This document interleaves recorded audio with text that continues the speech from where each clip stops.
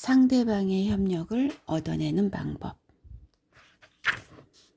타인에 의해 강요된 의견보다 스스로 생각해낸 의견을 우리는 더 신뢰한다. 그렇다면 자신의 의견을 억지로 다른 사람에게 강요하는 것은 잘못된 판단이 아닐까?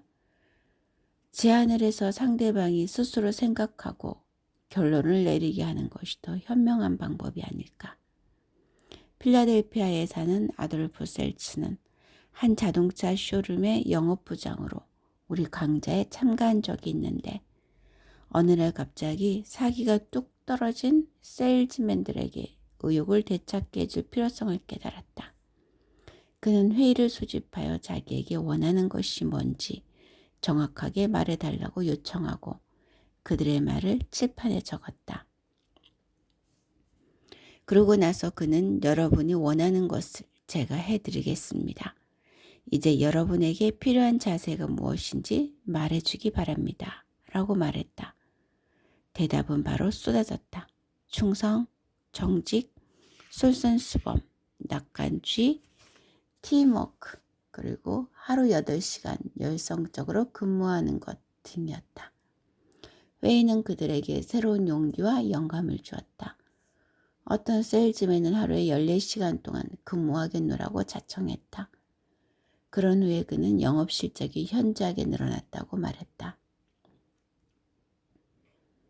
그들은 저와 일종의 도덕적인 거래를 한 셈이죠. 제가 맡은 부분을 실천했으므로 그들도 결심한 것을 지키려고 했습니다.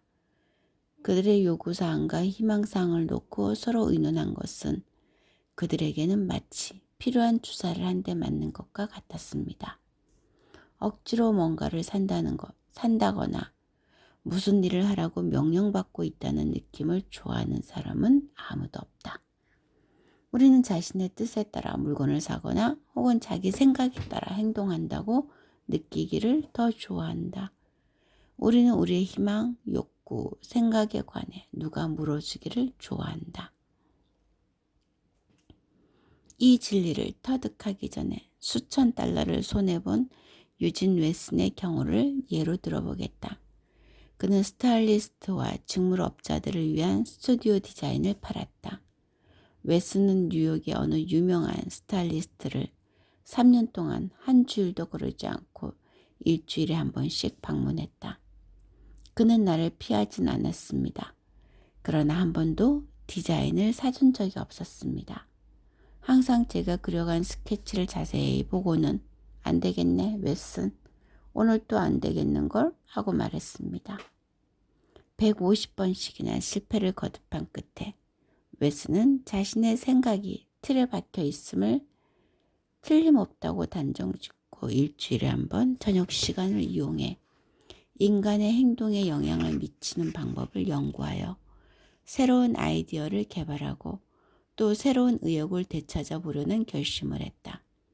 그는 새로운 방법을 한번 시도해 보기로 하고 미완성인 스케치 몇 점을 가지고 고객의 사무실로 갔다.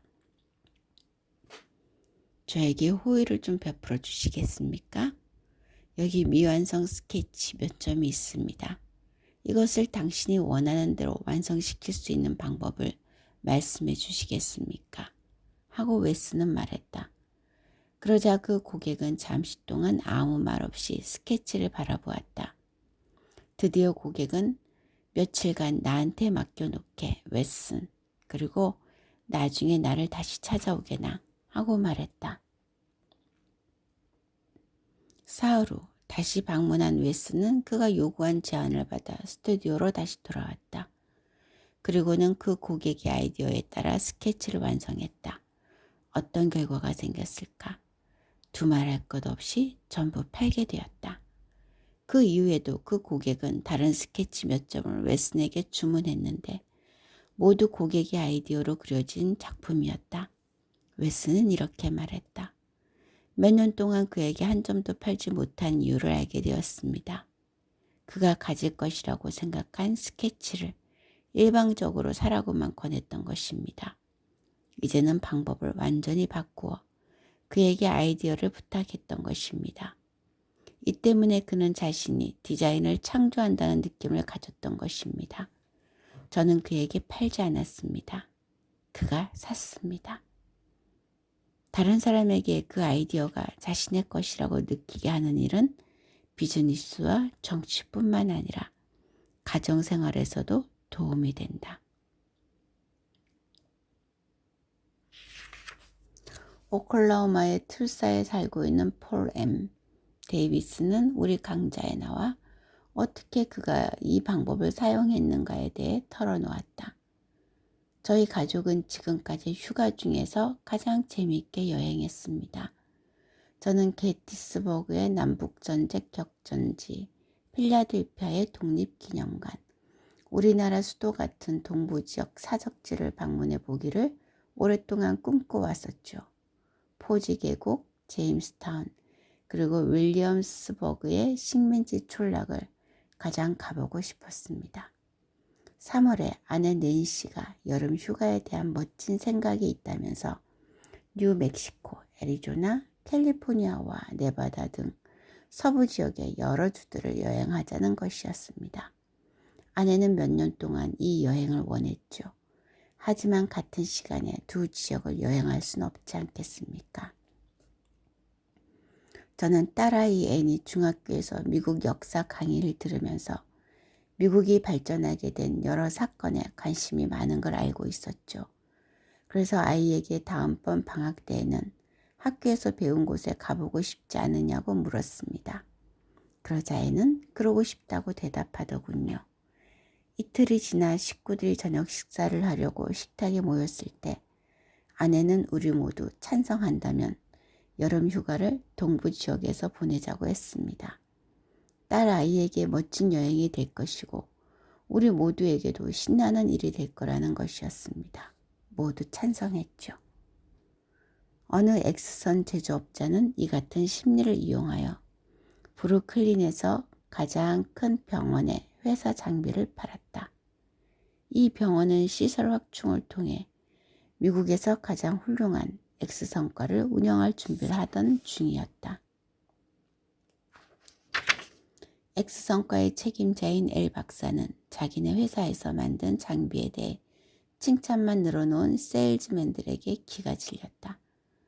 그러나 매우 현명한 제조업자가 있었다. 그는 인간의 본성을 다루는 일에 다른 사람보다 월등했다. 그는 다음과 같은 편지를 보냈다. 폐사에서는 최근에 새로운 X선 장비를 제작 완료했습니다. 마침 첫 제품이 제 사무실에 막 도착했습니다. 그러나 완전하지는 않기 때문에 좀 더 개량해서 더 좋은 제품으로 만들기를 원합니다.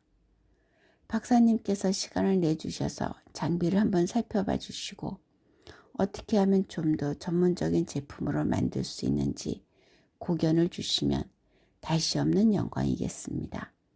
시간만 정해주시면 제 차를 언제든지 보내드리겠습니다. L 박사는 강좌에 나와서 그때 일을 이야기했다. 저는 이 편지를 받고 깜짝 놀랐습니다. 놀랍기도 하고 기분도 좋았습니다. X선 제조업자가 저한테 충고를 구한 적이 한 번도 없었으니까요. 제가 중요한 사람이란 느낌이 들었습니다. 그 주일 내내 계속 바빴지만 그 장비를 살펴보기 위해 저녁 약속을 취소했습니다. 장비를 이리저리 살펴볼수록 제 마음에 쏙 들더군요. 저에게 그 물건을 팔려고 노력한 사람은 아무도 없었습니다.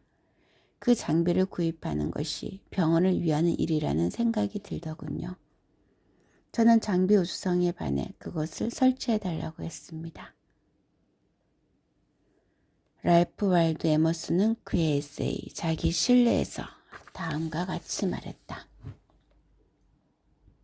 우리는 천재의 작품 속에서 우리가 거부했던 생각들을 보게 되는데 그것은 위험을 갖추고 당당하게 우리에게 다시 돌아온다.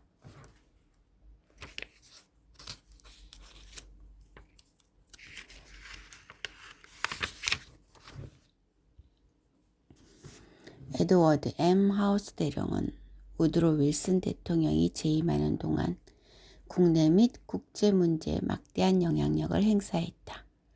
윌슨은 다른 강요들보다 하우스 대령에게 더 많은 자문을 구하고 있었다. 하우스는 어떤 방법으로 대통령에게 영향을 미쳤을까?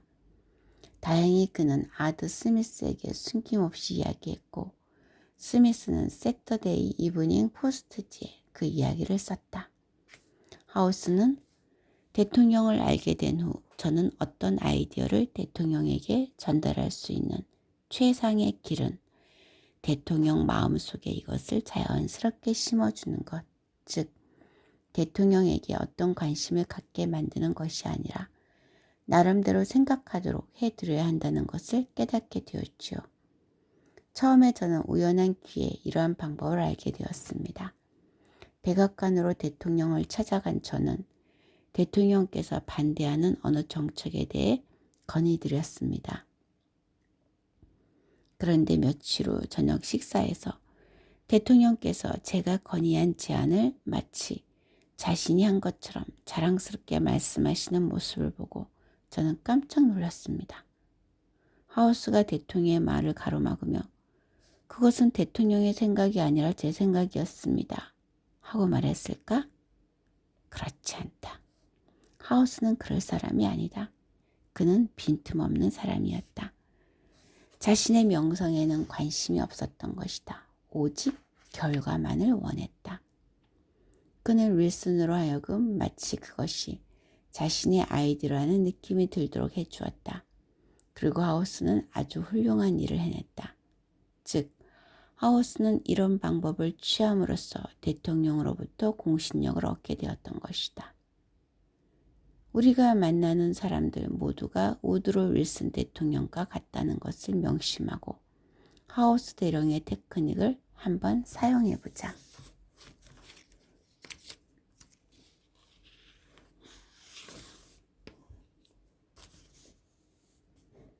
캐나다 뉴 브룬즈윅 지방의 경치가 아름다운 구역에 사는 한 사람은 이 테크닉을 사용하여 나를 단골로 만들었다. 그때 나는 뉴 브룬즈윅에서 낚시를 하면서 카누를 타볼 계획을 세우고 있던 중이었다. 그래서 관광성에 안내 요청 편지를 보냈다. 내 이름과 주소가 곧바로 우편 목록 명단에 들어간 게 분명했다. 여러 곳의 캠프와 안내원들이 보낸 편지와 책자 그리고 추천장들이 주체할 수 없을 정도로 많이 왔기 때문이다.